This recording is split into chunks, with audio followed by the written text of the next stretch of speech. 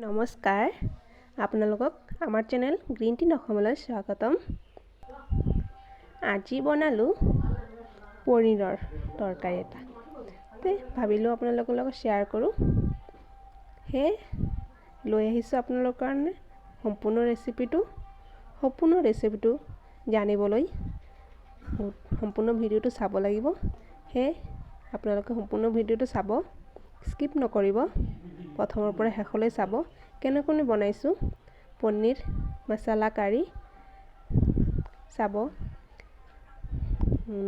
এয়া দেখিবলৈ যেনেকুৱা, খাবলৈ তেনেকুৱা হৈছে। পনীৰৰ এটি খুবেই সুস্বাদু ৰেচিপি। আপোনালোকে এবাৰ বনাই চাব, ট্ৰাই কৰিবচোন। তেন্তে আহকচোন বনাওঁ, আহকচোন চাওঁ। ইয়াৰ কাৰণে প্ৰথমতে মই পনীৰ লৈ লৈছোঁ। পনীৰখিনিক মই সৰু সৰু টুকুৰা কৰি কাটি লৈছোঁ। এনেকৈ আপোনালোকে নিজৰ হিচাপত যিকোনো চাইজত কাটিব পাৰে। মই তেনেকৈ কাটি লৈছোঁ সৰু সৰু টুকুৰা কৰি। ইয়াৰ পিছত পনীৰখিনি যাতে নৰম হৈয়ে থাকে, সেইকাৰণে ইয়াক নিমখ আৰু হালধি, জলকীয়া পাউডাৰ মিক্স কৰি থৈ দিম কিছু সময়ৰ কাৰণে। কাৰণ কিছুমান পনীৰ থাকে পূৰা ৰাবাৰৰ নিচিনা হৈ যায়। সেইকাৰণে মই ইয়াক নিমখ লগাই থৈ দিম যাতে নৰম হৈয়ে থাকে। আৰু ইয়াৰ লগত মছলাৰ কাৰণে লাগিব আদা লৈ লৈছোঁ আৰু লগতে জলকীয়া। এয়া হ'ল বাদামখিনি পিহি ল'ম, বাদামখিনি পেষ্ট বনাই ল'ম আৰু লগতে জলকীয়া আৰু আদাখিনিও পেষ্ট বনাই ল'ম।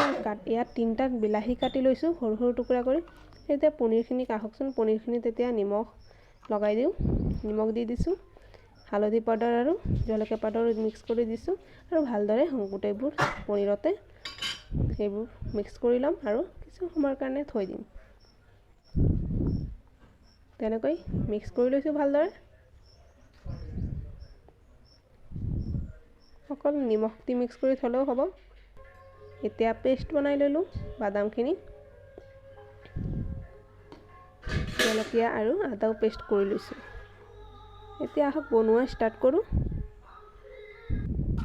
প্ৰথমতে মই কেৰাহী এটা বহাই লৈছোঁ। কেৰাহী গৰম হোৱাৰ পিছত মই ইয়াত সৰিয়হৰ তেল দি দিছোঁ। অকণমান বেছিকৈ দিছোঁ কাৰণ পনীৰখিনি ভাজিব লাগিব। আৰু তেলখিনি গৰম হোৱাৰ পাছত এতিয়া পনীৰখিনি দি দিছোঁ। ইয়াত পনীৰবিলাক ভাজি ল'ম। বেছি নাভাজোঁ কাৰণ বেছি ভাজিলে ইয়াত ৰাবাৰৰ নিচিনা টান হৈ যাব। অকল তেল যেনে তেনে লাগিব। 1 মিনিট 2 মিনিটৰ কাৰণে ইয়াত আমি ভাজি ল'ম। একেবাৰে কম ভাজিব। এইটো কথা মনত ৰাখিব যে বেছি ভাজিলে কি হ'ব, দেখিবলৈ কালাৰ ধুনীয়া হ'ব কিন্তু খাবলৈ ভাল নালাগিব। সেইকাৰণে পনীৰখিনি তেনেকৈ দিছোঁ। পনীৰখিনি আপোনালোকে নাভাজিও এনেই বইল কৰিও দিব পাৰে। এবাৰ অকণমান 2-5 মিনিটৰ কাৰণে পানীত সিজাই তাৰপিছত দিব পাৰে। এতিয়া পনীৰখিনি উঠাই লৈছোঁ প্লেট এটাত।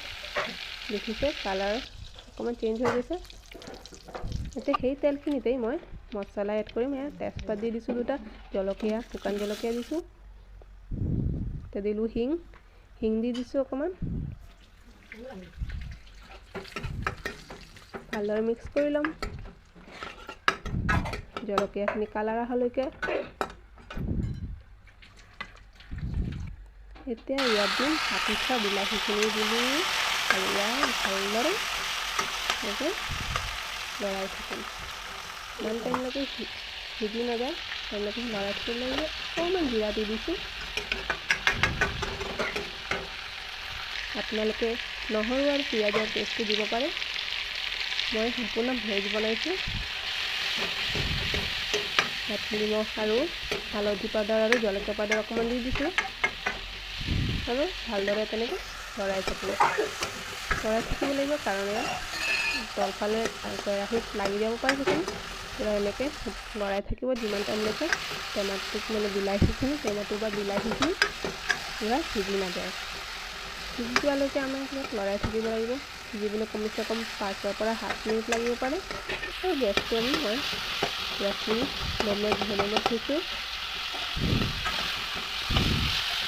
এনেকৈ লৰাই থাকিম ইমান টাইমলৈকে চাইছোঁ বিলাহীখিনি প্ৰায় সিজিয়ে গৈছে। এতিয়া আদা পেষ্ট আৰু জলকীয়া পেষ্টখিনি মিক্স কৰি দিম। ইয়াৰ পিছত দিম বাদামৰ পেষ্ট। ভালদৰে মিক্স কৰাৰ পিছত তেতিয়া বাদামৰ পেষ্টখিনিও দি দিম। বাদাম যে আমি পেষ্ট কৰি থৈছিলোঁ সেইখিনি দি দিছোঁ। বাদাম অকণমান মিঠা হয়, সেইকাৰণে আমাৰ ইয়াত অকণমান জ্বলা বেছিকৈ দিব লাগিব। বাদামৰ পেষ্টখিনি এনেকৈ ভালদৰে ভাজি ল'ম, মিক্স কৰি ল'ম। এনেকৈ অকণমান ভাজি হোৱাৰ পিছত কালাৰখিনি চেঞ্জ হৈ আহিব। পিছত ইয়াত পানী অকণমান এড কৰি দিম। গেছটো অকণমান কমাই দিছোঁ কাৰণ তলফালে পুৰি হৈ আছিলে। এনেকৈ ভালদৰে মিক্স কৰি ল'ম। লৰাই থাকিব লাগিব হেতাখনেৰে, নহ'লে তলফালে লাগি যাব পাৰে। দেখিছেই তলফালে কোন লাগি যায় কাৰণ বাদামখিনি অলপ আঠা জাতীয় হৈ। ইয়াত পানী অকণমান মিক্স কৰি দিছোঁ। পানী আপোনালোকৰ নিজৰ ইচ্ছা অনুযায়ী দিব, কাৰণ ইয়াত গ্ৰেভিটো লিকুইড বনোৱাৰ কাৰণে পানী মই ইয়াত 1 কাপমান দিছোঁ। ডাঙৰ কাপেৰে 1 কাপ দিছোঁ, কফি কাপেৰে। ভালদৰে মিক্স কৰি লৈছোঁ। হালধি অকণমান কম লাগিছে, মই হালধি অকণমান দি দিম ইয়াৰ পিছত, আৰু অলপ অকণমান পিছত হালধি অকণমান দি দিম।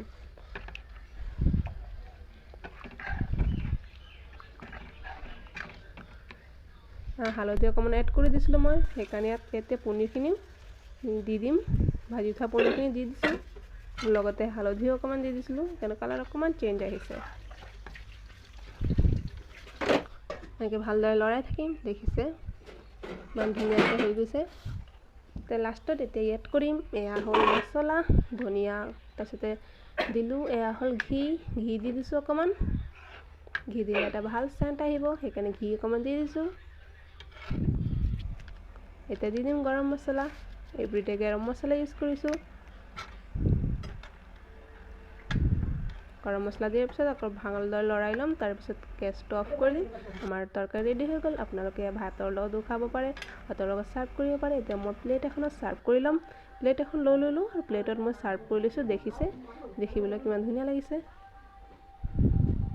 পনীৰবিলাক। বিলাহীখিনি কেইটামান বিলাহী অলপ সিজা নাই, সেইকাৰণে সেইখিনি ভাল লাগিছে দেখি পেলাই। দেখিছে কিমান ধুনীয়া হৈছে। এতিয়া মই অকণমান ধনিয়া পাত দি দিছোঁ, বন ধনিয়া পাত দি গাৰ্নিছ কৰি দিলোঁ। দেখিছে কিমান ধুনীয়া হৈছে।